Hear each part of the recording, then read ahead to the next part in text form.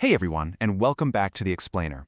Let's just jump right in today because we are doing a visual deep dive into one of the most breathtaking structures ever built by human hands, the Suleymaniye Mosque in Istanbul. Now this was built during the absolute peak of the Ottoman Empire under Sultan Suleiman the Magnificent. But here's the thing, this isn't just some static monument or a standard place of worship. It's actually a living, virtually indestructible micro-city of 16th century engineering. I am so pumped to break down the secrets of this absolute masterpiece for you, so let's get into it. To really set the stage for the massive scale we're talking about, we have to talk about the legendary architect behind it all, Mimar Sinan. Do you know what he called this complex? He humbly referred to the Suleymaniye merely as his journeyman piece. A journeyman piece. I mean, considering the structure has literally defined the Istanbul skyline for nearly 5 centuries, that level of humility is just staggering. It really makes you wonder what kind of absolute genius we're dealing with here, right? All right, Section 1, the legendary team and construction.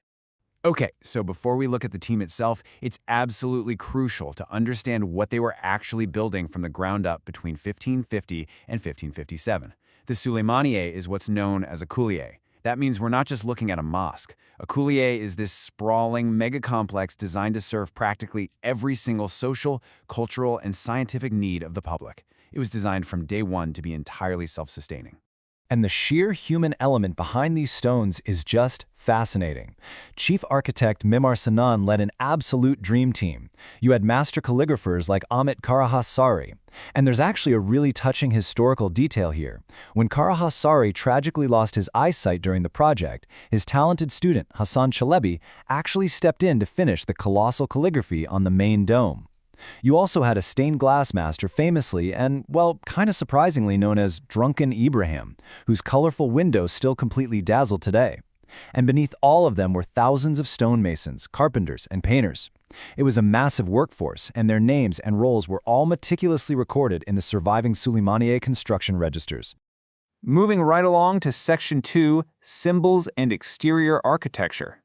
So mentally placing ourselves right on Istanbul's third hill, approaching that outer courtyard, you start to realize that literally everything in Sinan's design has a hidden meaning. Take the number 4, for example. The mosque features exactly 4 minarets. And actually, that wasn't just some random aesthetic choice. It's a deliberate symbol telling us that Sultan Suleiman was the 4th Ottoman Sultan to rule following the conquest of Istanbul. But wait, the symbolism gets even deeper. If you look really closely at those 4 minarets and count the balconies, which are known as şerefe, you'll find exactly 10 of them. There are 2 balconies on the shorter front minarets and 3 on the taller back ones. This perfectly represents Suleiman's place as the 10th Ottoman Sultan overall. Pretty clever, right?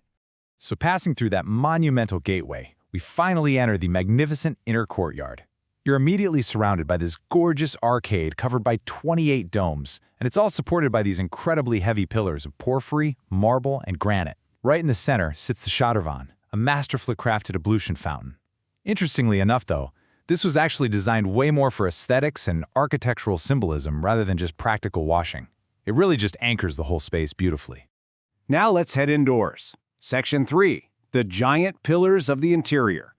The very second you step inside those main doors, you are struck by this immense, almost overwhelming sense of spaciousness. The Grand Dome spans an incredible 26.5 meters in diameter and rises a dizzying 53 meters straight up from the ground. Sinan supported this central dome with 2 half-domes to the east and west, which extends the space and creates this breathtaking, completely uninterrupted interior that just floods with natural light. But think about this for a second. How do you actually hold up a 53-meter-high dome? Well, you use 4 giant elephant pillars. But where these pillars came from is what's truly fascinating. One was brought all the way from Alexandria, another from Baalbek in modern-day Lebanon, one from near the Maiden's Column right there in Istanbul, and the last one from the royal palace itself. This brilliantly illustrates the immense, multi-continental reach of the Ottoman Empire, while also symbolically representing the 4 caliphs of Islam. It's like a giant architectural puzzle. Down at eye level, the details are honestly just as staggering. The mihrab, the prayer niche, and the minbar, the pulpit, are completely carved from this stunning Marmara marble. They showcase a very simple yet deeply elegant classic Ottoman style. They're flanked by these giant bronze candlesticks and decorated with the absolute finest Iznik tiles. Oh, and just to the left, supported by really delicate marble columns and fine woodwork, is the Hünkâr Mahfili. That's the highly decorated, dedicated VIP lodge where the Sultan himself would pray. All right, on to my absolute favorite part of this explainer. Section 4, Sinan's Genius Engineering Secrets. So, this is where Mimar Sinan transcends from being just a great architect to an absolute genius of physics and biology. The invisible engineering here is wild. Let's start with acoustics. Remember, they obviously didn't have modern microphones or speaker systems in the 1550s, yet someone whispering at the very front can be heard perfectly all the way at the back. How's that possible? 256. That is the magic number of hollow clay jugs hidden away by Sinan all around the main dome and inside the walls, with their openings facing inward. This engineered network perfectly absorbs echoes and projects sound evenly throughout that massive cavernous space. And his foresight doesn't stop there. Picture this, hundreds of oil lamps and candles burning every single night. Normally, that much smoke would quickly completely ruin those beautiful ceiling tiles, right? So Sinan literally engineered a 16th century recycling system. He designed the airflow so that all the rising candle smoke was naturally funneled into a specific small chamber above the main entrance, called the soot room. There, the soot collected on the walls was routinely scraped off and then processed into a premium, highly durable ink. Imagine that! Royal decrees and priceless manuscripts of the era were literally written using the recycled smoke from the Suleymaniye's candles. It blows my mind. And if that wasn't enough for you, how do you keep a 53-meter-high ceiling free of spider webs when you can't exactly bring in a cherry picker to dust? Biological engineering. Sinan had hundreds of ostrich eggs hung right among the oil lamps. As these eggs slowly age, they emit this scent that is completely undetectable to human noses, but it is highly repulsive to spiders, scorpions, and other insects. No bugs meant no cobwebs. Honestly, pure genius. But here's the crucial point. All this beauty and interior genius would mean absolutely nothing if the building collapsed.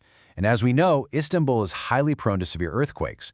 So to create an unshakable foundation, Sinan intentionally halted construction for a long period, just stopped entirely, to let the foundation settle and compact under thousands of tons of weight. He utilized heat-treated iron grates and melted lead to bind the stone joints together rather than using rigid mortar. Because of this flexible, deeply settled foundation, the Suleymaniye has survived centuries of massive earthquakes without a single structural crack. Let's zoom back out for our final segment. Section 5. Tombs and Social Complex Life. Stepping back into the vibrant life of the social complex, you realize this wasn't just a place to pray. It was literally the heart of a city, establishing this incredible humanitarian legacy. You had basic education schools sitting right alongside university-level colleges. You had a specialized medical school and a hospital, the Darushifa. There was even a bimarhane dedicated specifically to mental health and psychological treatment. And remember, we're talking about the 16th century here.